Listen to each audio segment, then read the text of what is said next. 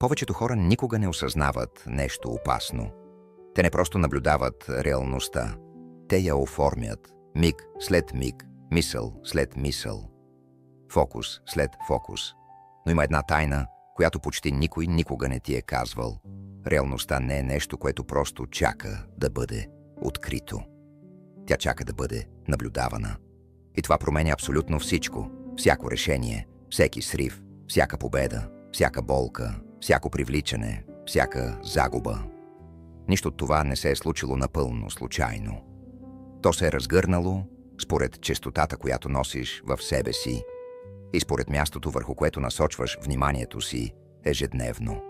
Не веднъж, постоянно. И тук повечето хора се губят, защото са научени да вярват, че животът просто им се случва. Но истината е много по-дълбока. На най-малкото ниво на съществуване започва квантовият свят. Място, където реалността не се държи логично. Там частиците не съществуват като твърди обекти. Те съществуват като потенциал, като безкрайни възможности. Докато някой не ги наблюдава. И точно това е ключът. В квантовата физика съществува нещо, наречено ефектът на наблюдателя. Когато съзнанието насочи вниманието си към определена възможност, потенциалът се срива в конкретна реалност. Една версия, един резултат, един избор измежду безкрайни варианти.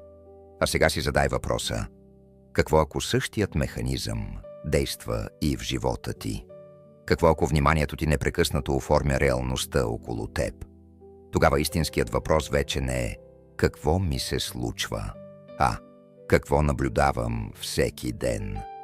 Защото вниманието ти не е неутрално. То носи енергия. И тази енергия изпраща команда към живота, към ума ти, към начина, по който реалността започва да се подрежда около теб. Запомни това добре.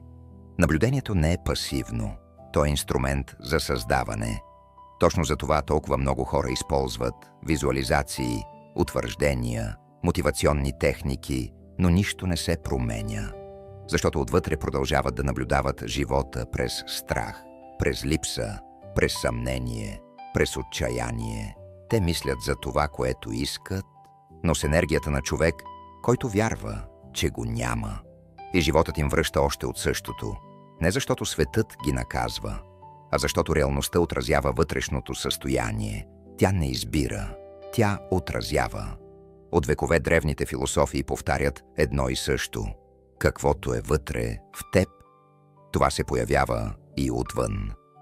Повечето хора чуват тези думи, но никога не ги разбират истински.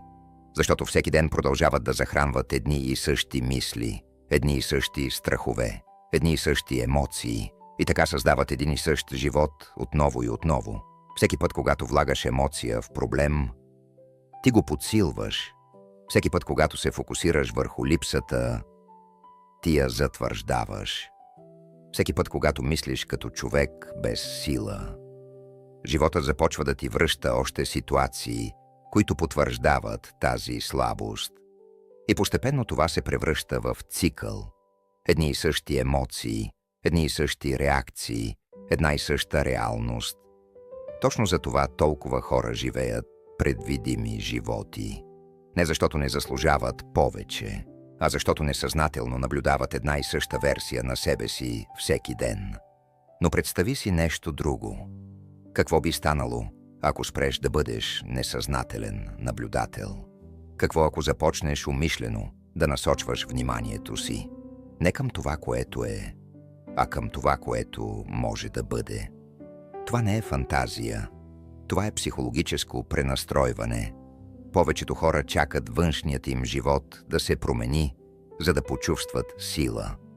Но истинската промяна става в обратната посока. Първо се променя вътрешното състояние, после реалността започва да го отразява. Когато започнеш да мислиш, чувстваш, действаш, като човек с яснота, сила, спокойствие, контрол, започваш да излъчваш различна енергия. А различната енергия привлича различна реалност. Тук повечето хора правят огромна грешка. Те се опитват да променят живота си, докато отвътре продължават да бъдат същите. но не получаваш това, което искаш.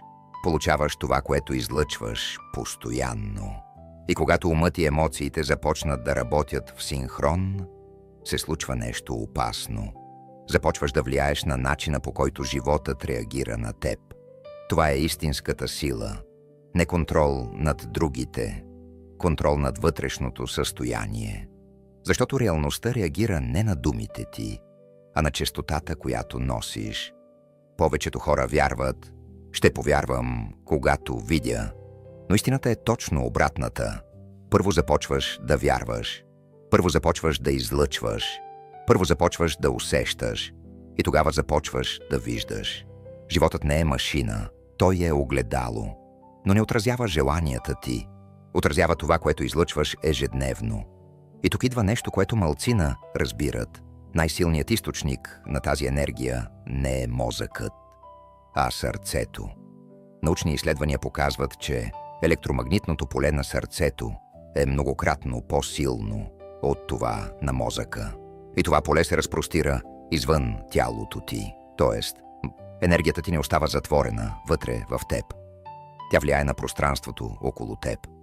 Тя става твоят невидим подпис. И когато мислите и емоциите ти са в синхрон, създаваш ясен сигнал, стабилна честота, силен вътрешен център.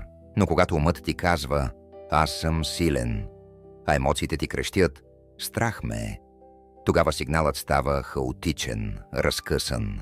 И животът започва да отразява това объркване. Точно за това празните повторения не работят. Не думите създават промяната, а енергията зад тях. Силата никога не е била в фразите. Силата е в състоянието, от което ги произнасяш. От векове мистиците и философите говорят за едно и също. Да почувстваш желаното като реално, още преди да го видиш. Повечето хора чакат реалността да им даде причина да се почувстват силни. Но истинската трансформация започва в момента, в който започнеш да носиш тази сила вътре в себе си. Преди светът да ти я покаже. Това всъщност означава нещо много по-дълбоко, отколкото повечето хора осъзнават. Да се превърнеш в наблюдател, който е толкова слят със състоянието, което иска да преживее, че границата между въображение и реалност започва да изчезва. И тогава реалността започва да се променя. Нека го направим по-практично. Повечето хора се събуждат сутрин и още преди да станат от леглото, умът им започва да търси проблеми, сметки, напрежение, страхове, разговори, съмнения. И в момента, в който емоционално се свържат с тези мисли, вече са настроили съзнанието си към версията на реалността, която съответства на тях. Тялото не прави разлика между въображаема опасност и реална заплаха. За нервната система мисълта е достатъчна. И тогава започва реакцията. Стрес, напрежение, плитко дишане, кортизол, режим на оцеляване. А човек, който живее в режим на оцеляване, спира да вижда възможности. Започва просто да оцелява. Но представи си нещо различно. Събуждаш се, поемаш дълбоко въздух. Спираш хаоса още преди да е започнал и вместо да захраниш страха, избираш друго състояние. Спокойствие, благодарност, контрол, яснота. Не защото външният свят вече ти е дал причина, а защото ти избираш каква реалност да започнеш да наблюдаваш отвътре. Точно това е истинската промяна. Когато нервната система се чувства в безопасност, енергията ти се отваря. А когато енергията ти се отвори, животът започва да отразява желанията ти, вместо страховете ти.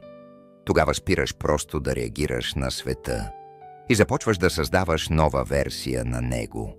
Повечето хора живеят обратно. Те чакат животът да се промени, за да се почувстват по-добре. Но реалността не работи така. Тя не реагира на надежда, реагира на вътрешна последователност. Не чакаш яснота, превръщаш се в яснота. Не чакаш любов, започваш да носиш любовта като състояние. Не чакаш изобилие, настройваш се към него отвътре. И в момента, в който направиш това, се превръщаш в различен наблюдател, човек, който вече не реагира на миналото, а избира какво да стане реалност от тук нататък, защото квантовото поле съдържа безкрайни възможности. Но вниманието ти, емоциите ти, вътрешното ти състояние определят коя версия ще стане реална за теб. Така че въпросът никога не е защо още не се е случило. Истинският въпрос е съответствам ли вътрешно на реалността, която искам да преживея. Не за 5 минути, не само по време на медитация, а ежедневно. Достатъчно последователно, за да започне животът да реагира на новата ти честота. Защото колкото по-последователно наблюдаваш живота от състояние на сила, яснота и контрол, толкова по-бързо реалността започва да се пренарежда около теб. И тук завесата започва да пада. Вече не си човек, който просто учи за тези идеи. Започваш да си спомняш нещо, че самият ти си част от полето. Не можеш просто понякога да влизаш в състояние на вътрешна сила. Трябва да се превърнеш в него. А това става чрез повторение. Не само на мисли, а на наблюдение. Защото реалността, в която живееш днес, е отражение на самоличността, която си повтарял отново и отново. Съзнателно или несъзнателно. Всеки път, когато преживяваш едни и същи мисли, едни и същи емоции, една и съща вътрешна история, ти тренираш определена версия на себе си. Инсталираш честота, а животът просто започва да я отразява обратно. Ти не си само наблюдателят, ти си и наблюдаваното. И в цикъла между двете се ражда съдбата ти. Нека го видиш ясно. Когато човек постоянно казва «Винаги имам проблеми с парите», той не просто описва реалността си, той я затвърждава, повтаря я, захранва я, превръща я в самоличност. И животът започва да реагира на тази честота.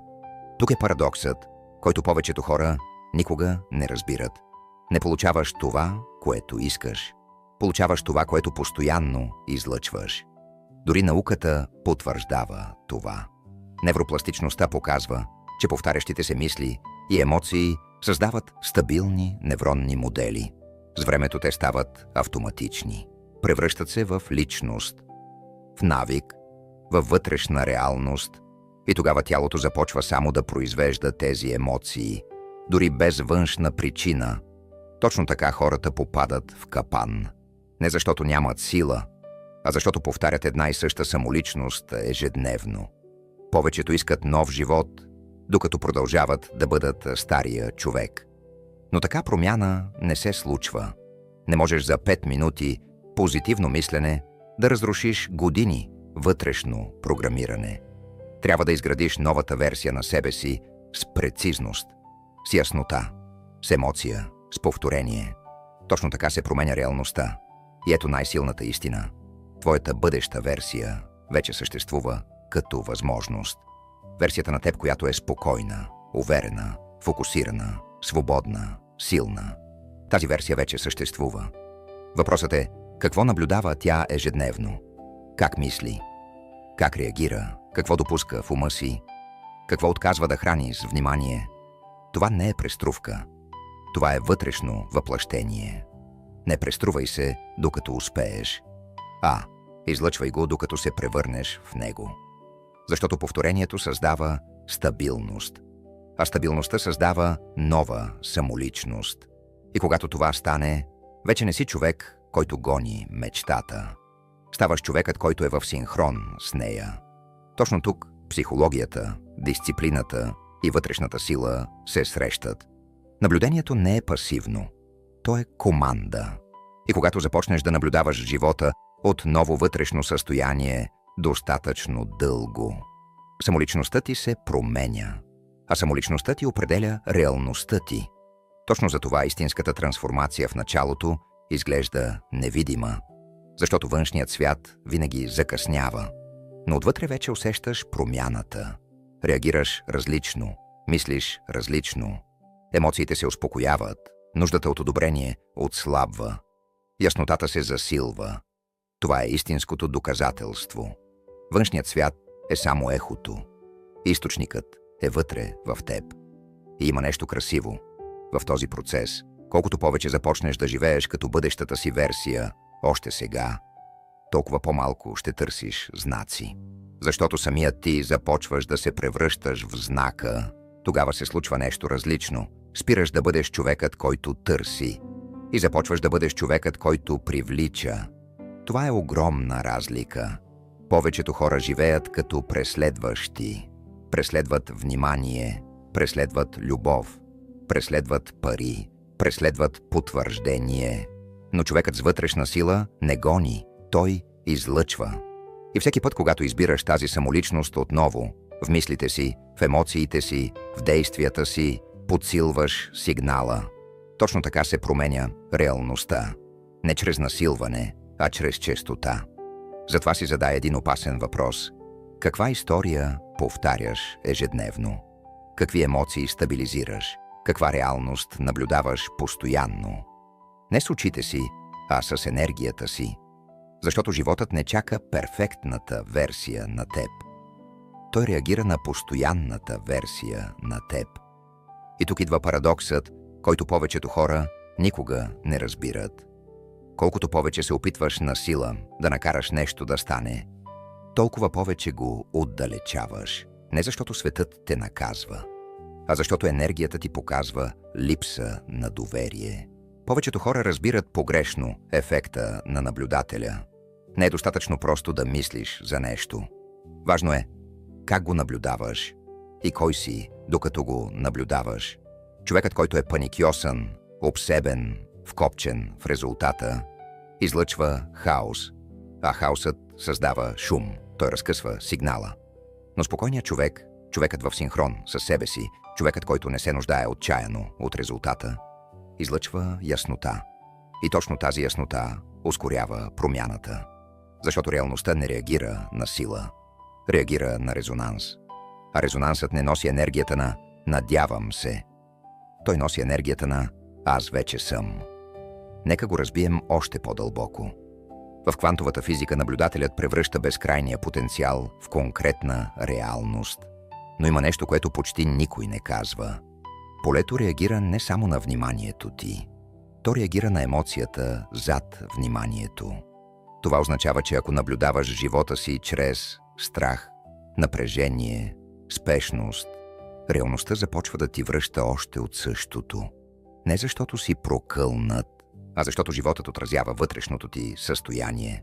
И точно тук се ражда силата на отпускането. Не пасивност, не бездействие, а ясно намерение, без емоционален хаос. Това означава, желанието ти е ясно, посоката ти е ясна, но спираш да задушаваш резултата с тревожност, защото прекаленото мислене е намеса, съмнението е намеса, вкопчването е намеса. Когато се научиш да наблюдаваш без нужда, започваш да излъчваш чист сигнал. А колкото по-чист е сигналът, толкова по-бързо реалността започва да реагира. Това е като радиочестота. Когато си между две честоти, чуваш само шум. Но когато се настроиш напълно, сигналът става ясен и животът започва да се подрежда по същия начин. В момента, в който почувстваш липса, се връщаш към старата версия на себе си. Защото енергията на «още го нямам» те отделя от самото нещо, което искаш. Сега си спомни нещо. Последния път, когато си искал нещо толкова силно, че е започнало да те обсебва. Мислил си за него постоянно, търсил си знаци, проверявал си дали работи. Опитвал си се да контролираш процеса. Това не е вътрешна сила. Това е енергийно вкопчване. А животът не реагира добре на контрол. Но после си спомни и друг момент, в който си бил спокоен. Искал си нещо, но вътрешно вече си знаел, че е твое. Не си се молил за знаци, не си преследвал резултата. Просто си бил в синхрон. И тогава всичко се е случило естествено. Точно това е силата на наблюдението без привързаност. Изпращаш сигнала. Превръщаш се в сигнала и после пускаш контрола.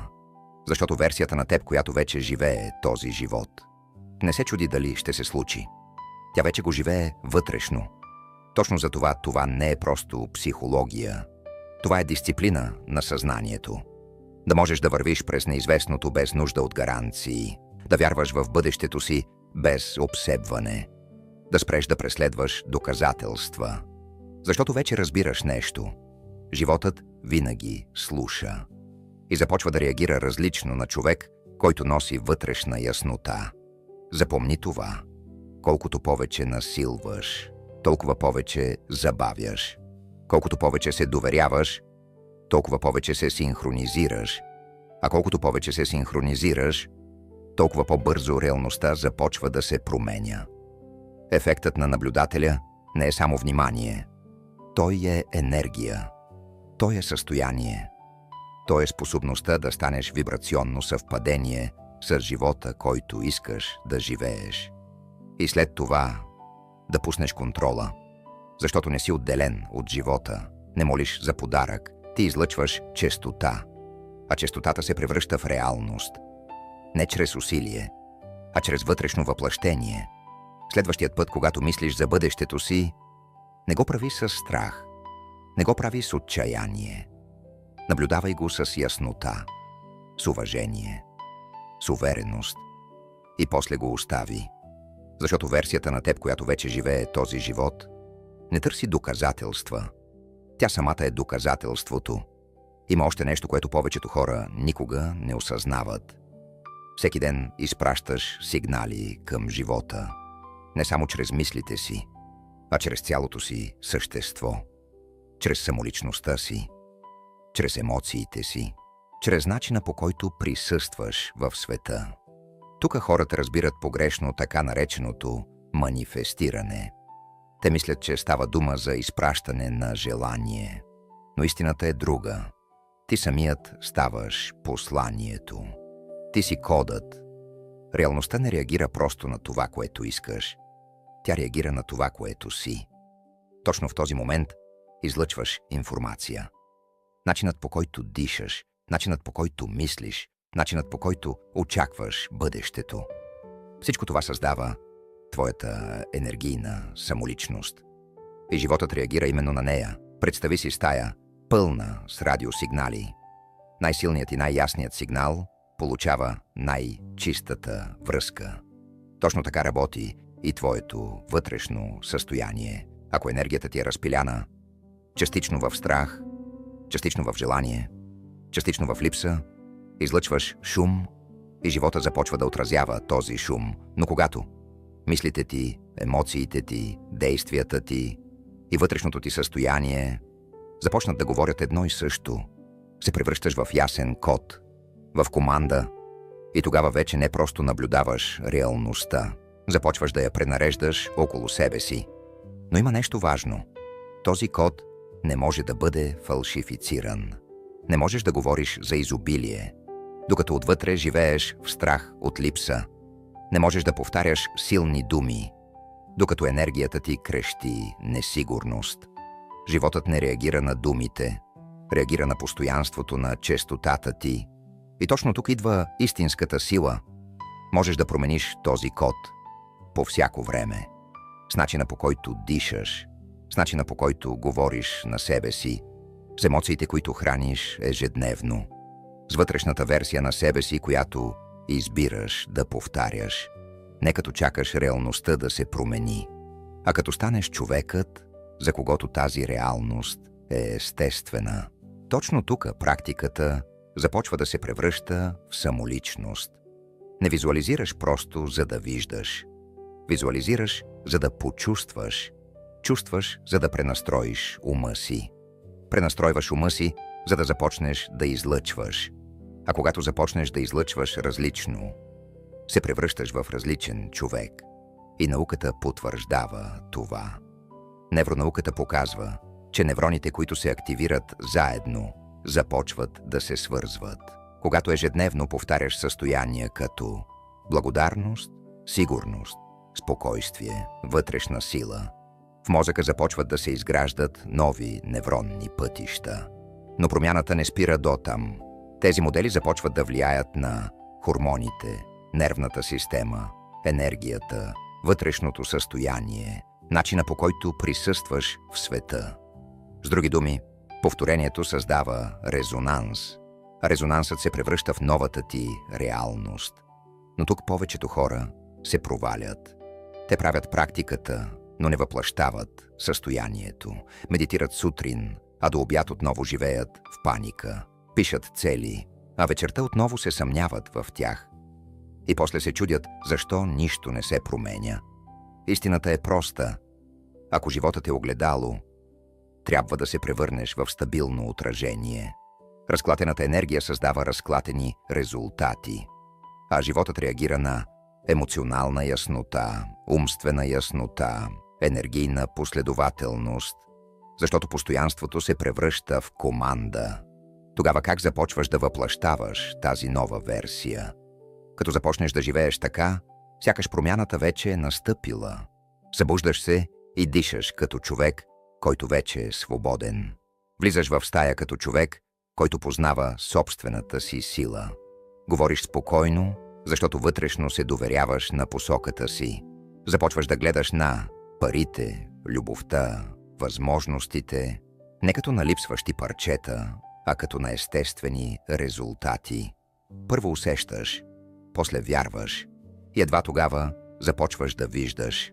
А най-важното, спираш да търсиш доказателства, защото самият ти започваш да се превръщаш в доказателството. Замисли се за най-магнетичните хора, които си срещал. Те не гонят. Не се опитват отчаяно да впечатляват. Те са центрирани, спокойни, слети със себе си. И животът започва да се подрежда около тях, почти без усилие. Това е следващото ниво. Да станеш кода. Не да го повтаряш, не да го учиш, а да бъдеш него.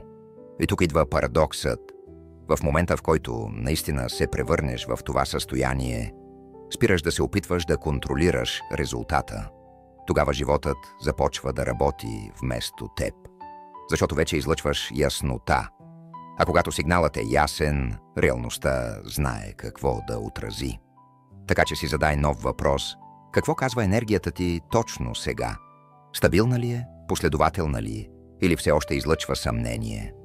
Защото животът не чака перфектното ти настроение, перфектния момент или правилния ден.